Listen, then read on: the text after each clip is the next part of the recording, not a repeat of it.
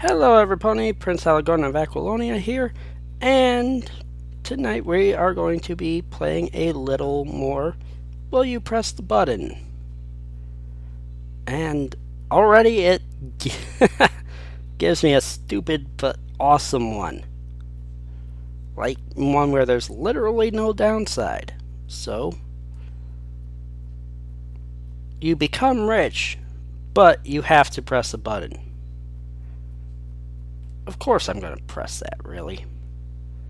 Of course, 92%. There is no good or bad thing with that.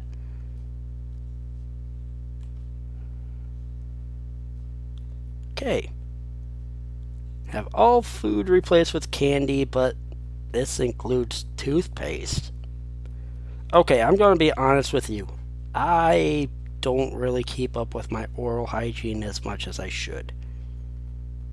And yeah, I probably just killed any chance I'm ever going to have of ever having a girlfriend ever. But, oh god, no. No, that's horrible. Like, just because I have bad teeth doesn't mean I wish everyone else had bad teeth. Like, no. What? Thank God almost 7/10 of all people are smarter than that. No, that was bad. That was stupid. Okay. You can transform into a werewolf at will, but must shave your entire body in order to transform back into a human. Okay. What exactly do we mean by werewolf? Do we mean like Twilight Princess, where you become an actual wolf? Or are we talking like, I don't know, The Howling, where you turn into some incredibly hideous, like 7-foot-tall wolf man thing that almost looks more like a were-rabbit with a really long face and fangs? Because if it's turned into the wolf, I would press the button, because why would I turn back into a human anyway? It's the horrible wolf creature. I don't even want to deal with that, because that's way too much hassle. So no, I'm not going to press the button. Okay, that one was close. 54% did not press it. Kind of like that. Wait. The first comment. Real werewolves don't shave. When are werewolves real? Well, okay, but no, honestly, where in werewolf mythology have you ever heard of them shaving? It was still pretty good. Okay. You will live forever, but everyone else in the world only lives until 21. Fuck that. No, we already been over this. I don't want immortality. Especially not when it means outliving everyone. No, bad. Bad. Shame. Shame. Shame.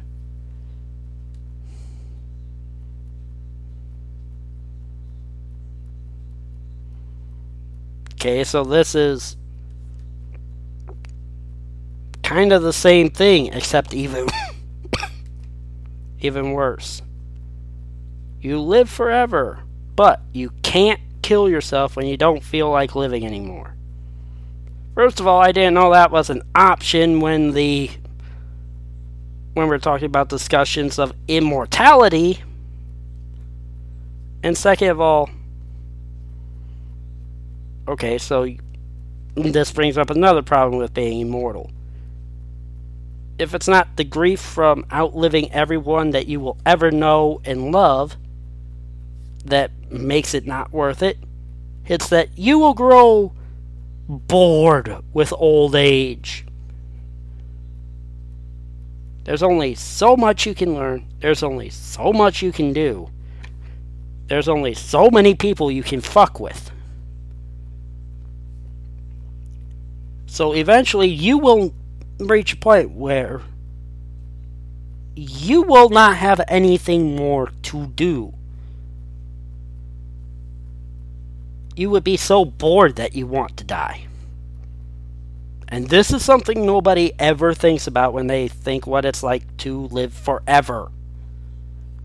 Is after so many centuries, you would reach a state of absolute, unbearable, mind-breaking boredom.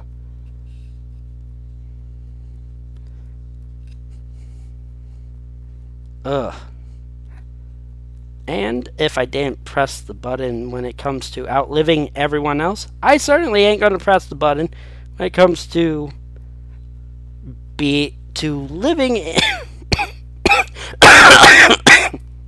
for all time in a state of perpetual boredom and being unable to off myself to end it. Fuck you. Okay. This one it's reversed. 55% of people did press the button. So they're like, oh. Again, they have not thought this shit through. If they did, they would not be pressing the button.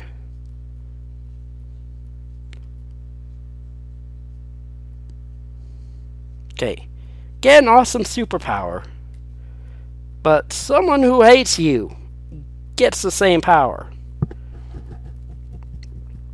Okay, I don't really see a downside to that because they have the same power.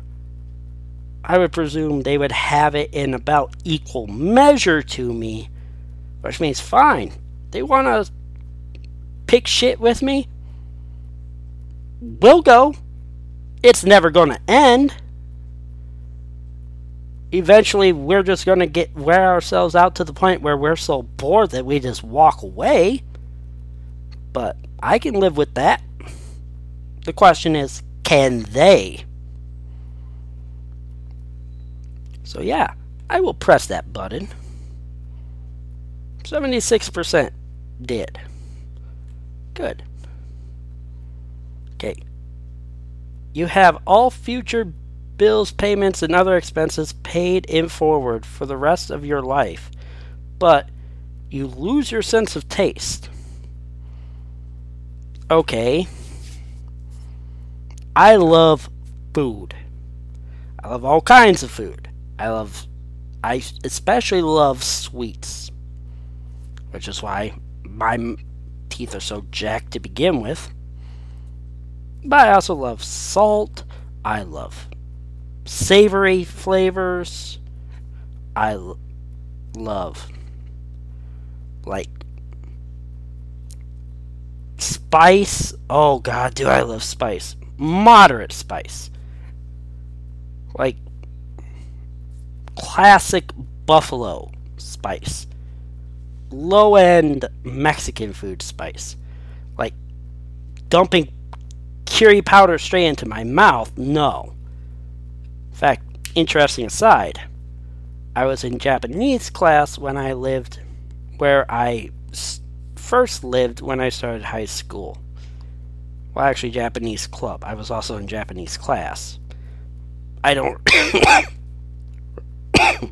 remember much of it, which is a shame.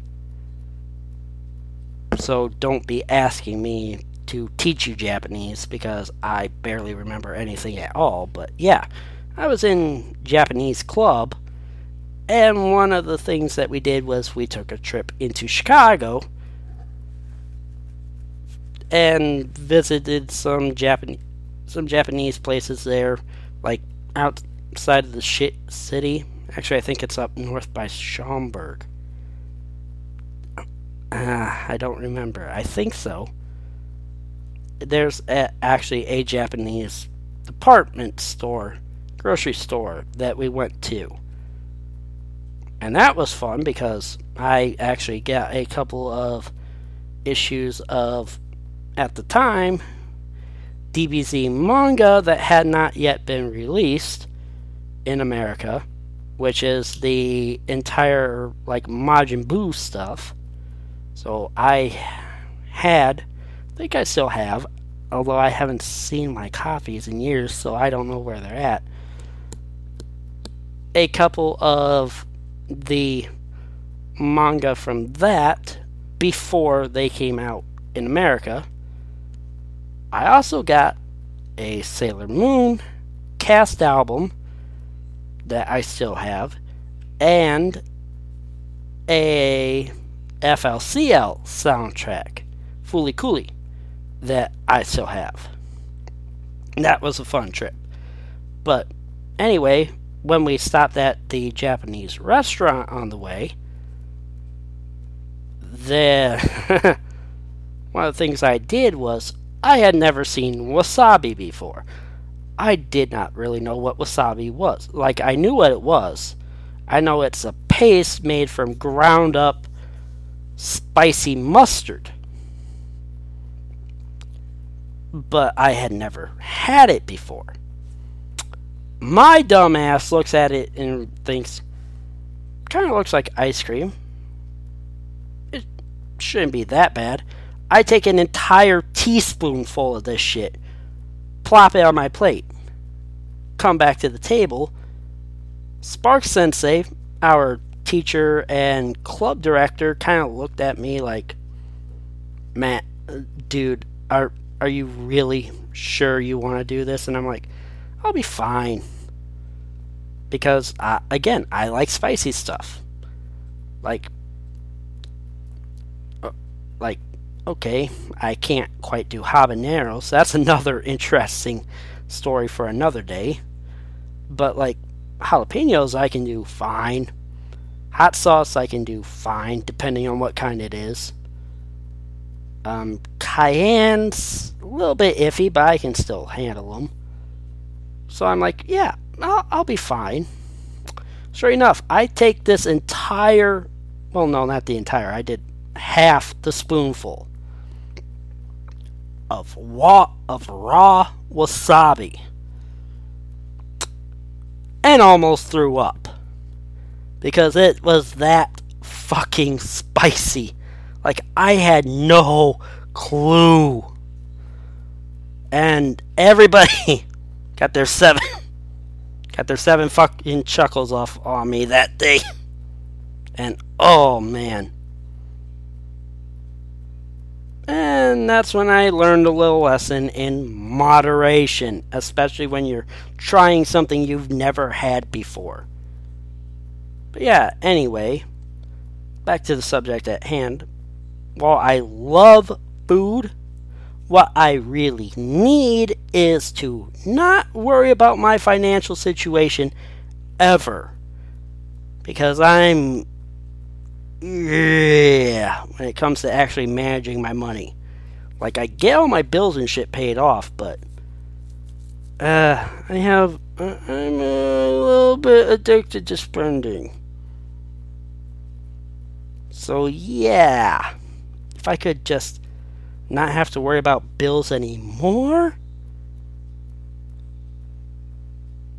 Okay, maybe this is more about, maybe I don't really want to learn financial responsibility is what it is.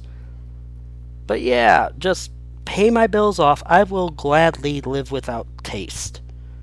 Well, not gladly. I'll be pissed off for eternity about it, but I'll be able to handle it. So yeah, I would press the button, not as firmly as I originally thought I would, but yeah, I'll still press the button. Okay, 57%. That's actually pretty good because I know a lot of people like food. Doesn't matter your size. Chances are you like food, or at least you like specific kinds of food. You have that one dish that you're like, if I can't have this at least every once in a while, I will die. And I know a lot of people would not want to give that up, but I'm like, I'd rather be financially secure than worry about if I can still know what Popeyes tastes like. As much as I love Popeyes, I'd rather be financially secure. That's still a pretty good one, I think. Okay, you get $1 every time you blink. But each time you blink, you get a really sharp pain in your eye and you go blind for 10 seconds. I'm not sure you understand how blinking works. Because in 10 seconds, you can probably blink 5 times. So in other words, you would basically be permanently blind and in permanent pain. So no, I think I would rather not press the button, and if you try to make me, I would rather gouge my eyes out to preempt you from being a dick. Yeah, 69% did not. Like, you would be very, very rich off of that, but no. No, you would be permanently blind. Bad. No. Okay, a flat tax replaces all the taxes in America, but every income is subject to it, no exceptions. Can I skip this one, please? I'd honestly rather not deal with this.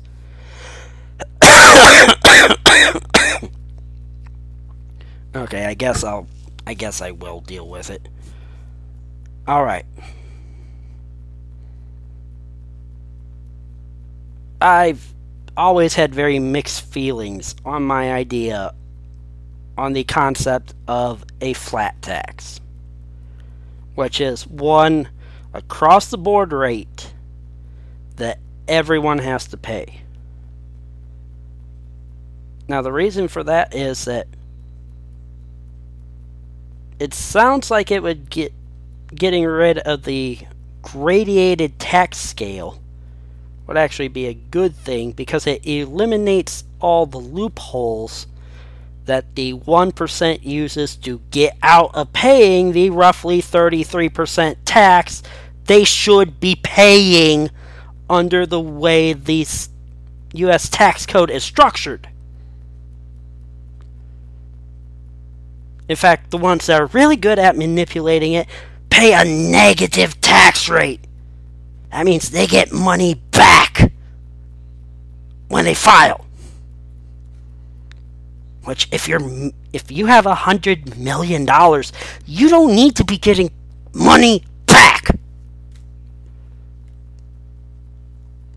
But the problem with a flat tax is that while it would force the 1% to pay their share, it would actually, depending on what you set the rate at, it would actually have a proportionally greater harm to lower middle class people, your average everyday 9-to-5 worker. Why? Because in terms of raw dollars, someone that's making 10 million plus a year can afford to have 30. Let's go with a kind of medium flat tax, 20% income. Can afford to have 20% of $10 million taken away easily. They would still make a net income of $8 million that year. Somebody that's making $18,000 a year, having 20% of that taken away, I'm not actually going to sit here and do the math, but that would be what, about $15,000 they're bringing in? Yeah, that's well below poverty level now, since the poverty level is actually, I think, $21,000 Is it? I think it's 21,000 for individuals. So I'm already having someone a little bit below the poverty rate there. I'm thinking like someone that has someone who's just making the 925 like minimum federal minimum raise or minimum wage. So yeah, no, taking 20% of their income would be a lot worse for them than it is for someone in the 1%. That's why we have a graded scale like we do. Now, the one option that many politicians have offered to get around that little issue is setting a cap at where the actual tax rate kicks in. So, like, everyone that makes below $35,000 a year completely exempt from the tax. Everyone above has to pay. Or to offset things, everyone has to pay, but those that, how is it? Something like those that make less would get a reimbursement check? Or no, they would get some kind of credit, like a check from the government specifically to pay into their taxes, so that it raises their income a little bit more for that year, so they can actually afford to put into the tax bank. That kind of sounds counterintuitive, but depending on how much the reimbursement is, it would actually work out just enough so that the person receiving the check would be helped out, but the government would still make a little bit back from them. Like, not much, maybe a couple hundred, maybe $1,000 back from them, but just enough so that the government makes that money back every year. Now, this would be a completely flat tax for everyone, no exceptions, and I imagine no reimbursements, no nothing. Given what I just outlined, I'd prefer a graded scale, because the flat tax sounds fair on paper, but when you actually look into the math of it, you realize that it's actually going to hurt the people, that the ones that claim they want it actually think that they're helping. So no. Pass on the flat tax. See, 56% did not, 44% did. It's almost like you can see the very clear traditionalist and libertarian divide there. And the libertarian side is, perhaps rightfully, nearly 50% of the nation.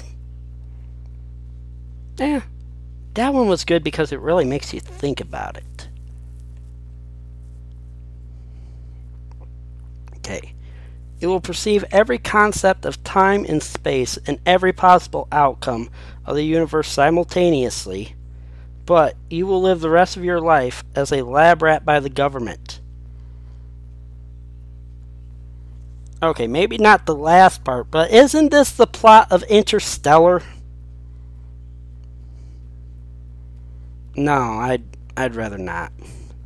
Like, that would be awesome to be able to remove yourself from our four-dimensional time, like move to some other higher dimension that's proposed in string theory, and once you do, you'll be able to see all of our four-dimensional space-time laid out before you, all occurring simultaneously. But at the same time, it's like, it's the living life as a lab rat that I don't particularly enjoy. Okay, Valve releases Half-Life 3, but you have to watch someone play the entire game before you can.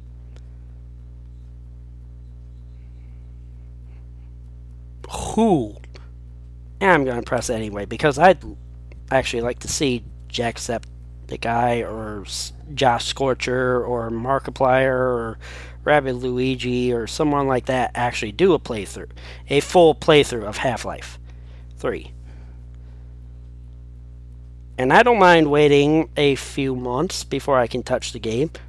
Like, I have Fallout 4, but I can't make it run on my system right now, so I kind of am in this position anyway, in many ways, so before anyone asks, why can't it work on my system? Because it needs 8 gigs to run right. I have a 6 gig laptop. Like, this is a game more designed for actual desktop PCs than it is laptops. So at some point I have to just go out and go to Geek Squad, hand this in and be like, just slide a little, just insert 2 gigs in there and we should be fine. At least I would hope we would. But yeah. I'm gonna say that dilemma was bad, but it wasn't really bad. I just you have to choose one to move on. And I think this one's going to be the last one for tonight because, oh my god, we are almost 30 minutes in, and I think I've only answered 6 questions this time. Wow. Okay. You become the president of your favorite region of the world with ultimate authority, but Skrillex is your vice president and you cannot fire or replace him. Dude. Okay, so you're saying I could be the Prime Minister of Japan and Skrillex could be my vice president. I don't see how this could go wrong. Like, I don't actually know what Skrillex's sales are in Japan. I imagine he's pretty fucking popular over there. Because everything's popular in Japan. Hell, if you pick out any anime soundtrack, even today, like 20 years after the collapse of the genre, the high point of it, happy hardcore is still a huge thing over there. Like, they like heavy dance music in Japan. Seem to prefer it with a melody, but Skrillex has his melodic. I don't even know why I was going there. I was going to say, I think it's I was thinking both melodic and moronic at the same time, which kind of is true.